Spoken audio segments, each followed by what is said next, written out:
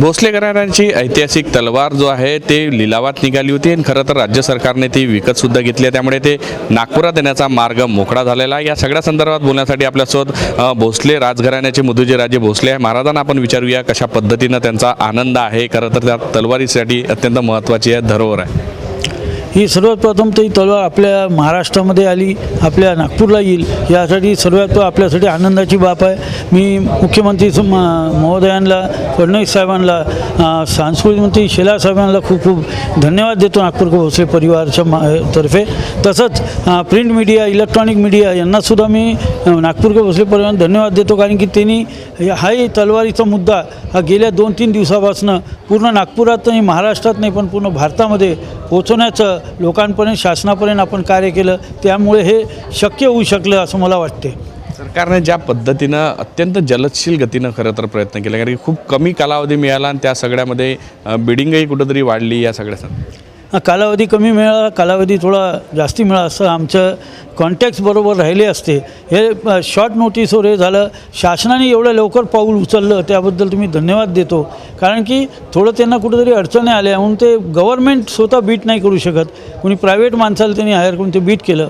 आमच्याकडनं बीट चालू होतं, आम्हालाही कल्पना नव्हती की तिकडून कोणी व्यक्ती आहे, त्यामुळे बीट वाढली असेल, कारण की जेव्हा बीट एकामेकामध्ये बोलतो आपण त्यामुळे बीट वाढली। थोडं पहिले असतं ते कॉर्डिनेशन थोडं अजून व्यवस्थित राहिलं असतं, पण तरी ही तलवार आपल्यापाशी आली हे आपल्यासाठी महत्त्वाचं आहे। महाराष्ट्रामध्ये ही तलवार आली येणं हे आपल्यासाठी महत्त्वाचं आहे, आणि त्याच्यानंतर ती नागपूरला येणं ही आपल्या सर्व नागपूरकरांसाठी अभिमानाची एक बाब आहे। नक्कीच पुढचे प्रयत्न काय असणार आहे ती खरं तर राज्य सरकारने विकत घेतल्यामुळे कुठेतरी ती संग्रहालयात ठेवले जाऊ शकते। आपले प्रयत्न काय असणार आहे आपल्या घराण्यात ती यावी?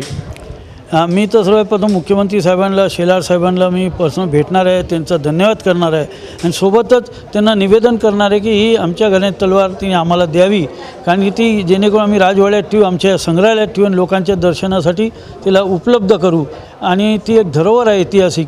ती जर आमचा प्रयत्न पुरा राहील की ती आमच्याकडे आली पाहिजे। नक्कीच एक मोठा ठेवा भोसले घराण्याकडे आहे, त्यामध्ये अनेक तोफी आहे, तलवारी आहे, सगळे शस्त्र आहे। या शस्त्रागाराचं एक संग्रहालय तयार व्हावं ही सुद्धा भूमिका आहे, ती तलवार त्या संग्रहालयात असावी। आमचा एक शस्त्रागार आम्ही मोठ्या प्रमाणात लवकरच तयार करतो आहे।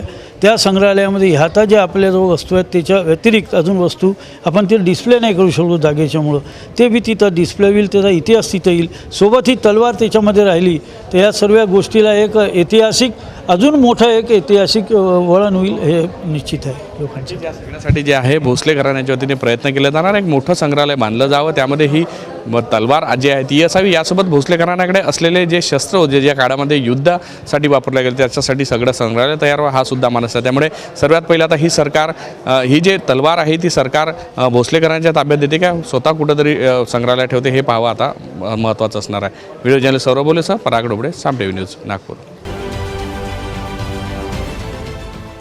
देश विदेशातील प्रत्येक घडामोडींचे लाईव्ह अपडेट मिळवण्यासाठी आता साम टीव्हीच्या सर्व सोशल मीडिया प्लॅटफॉर्मला लाईक, फॉलो आणि सबस्क्राईब करा।